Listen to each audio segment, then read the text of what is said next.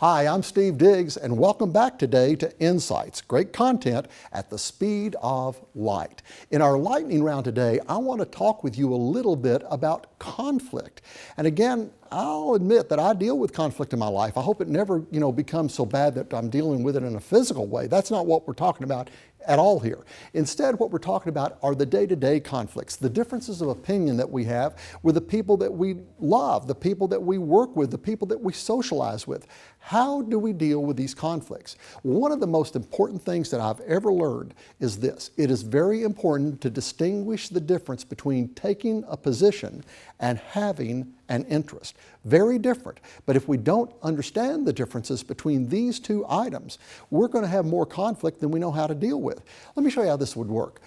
Let's go and kind of into the backstory of a couple of people in the corporate world. This is Lisa and James. Lisa and James, they both work with a large hotel company.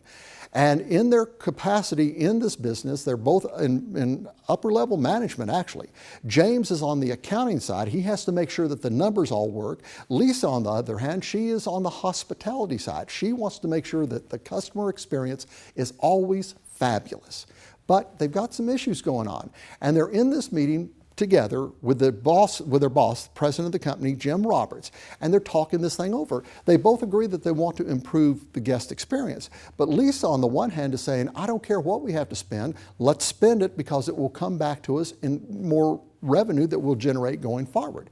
James, on the other hand, he's a little bit more conservative, and he's saying, no, we're not going to spend the money until we see a clear pathway to the returns that we expect to get from it. Well, as the meeting goes on, the president of the company, Jim Roberts, realizes they're not getting anywhere because these two individuals are both stuck on their positions. So with that, Jim Roberts stands up from the meeting and he says, I'm going to step out for a while. I want the two of you to discuss what's going on here and come to some good solutions. Now again, James and Lisa, they thought that the president was asking them to figure out a compromise. But that was not at all what Jim Roberts wanted them to do. He wanted them to go beyond a compromise and below the bottom line and look at their individual interest. You see, they both have an interest in the same thing. They want to have better customer service. Well, as the day drew on, the two of them met for several hours. It was late in the afternoon, finally, when Jim Roberts came back down the hallway and looked in the conference room. James and Lisa were still both there, but their moods had changed. They were drinking a cup of coffee, having a good time, visiting with one another.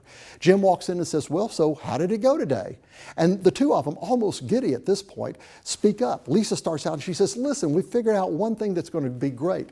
We're going to put bottles of water in everybody's room. And it's not going to cost us anything because what we're going to do is we're going to private label this water and we're going to take the budget, the money that it's going to cost, out of our marketing budget. There's extra money there that we're not using, so effectively it's going to cost us nothing on the bottom line, but we'll have that extra goodwill along with our own wrapper on every one of those bottles.